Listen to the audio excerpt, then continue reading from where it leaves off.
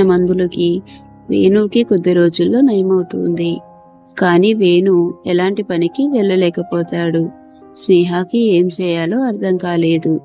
స్నేహ దగ్గరికి వాళ్ళమ్మ బయలుదేరి వెళ్తుంది. స్నేహ కోసమని వాళ్ళమ్మ కొంత భూమిని స్నేహకి ఇస్తుంది.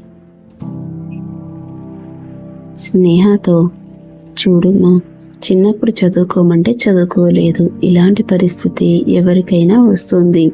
ఇలాంటప్పుడు ఎవరు మనకి సహాయం చెయ్యరు అని స్నేహతో చెప్తుంది. స్నేహ చాలా బాధపడుతుంది. వాళ్ళమ్మ స్నేహాన్ని కొంత ఓదార్చి తనకున్న భూమిలోని ఏదైనా పంట పండించమంటుంది. స్నేహ కొన్ని కూరగాయల మొక్కలతో కూరలన్నీ పండిస్తుంది. తను ఆ కూరలన్నీ అమ్మి తన ఇంటిని చూసుకుంటుంది. తన కూతుర్ని కూడా బాగా చదివిస్తుంది.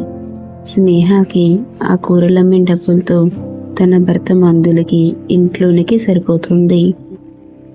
కొంతకాలం ఇలా గడిచిన తర్వాత వేణుకి నయమవుతుంది.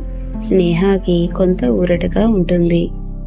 కానీ వాళ్ళ పాపని ఎలాగైనా చదివించాలి అనుకుంటుంది. కొన్ని సంవత్సరాలకి స్నేహ వాళ్ళ కూతురిని బాగా చదివించి టీచర్ని చేస్తుంది.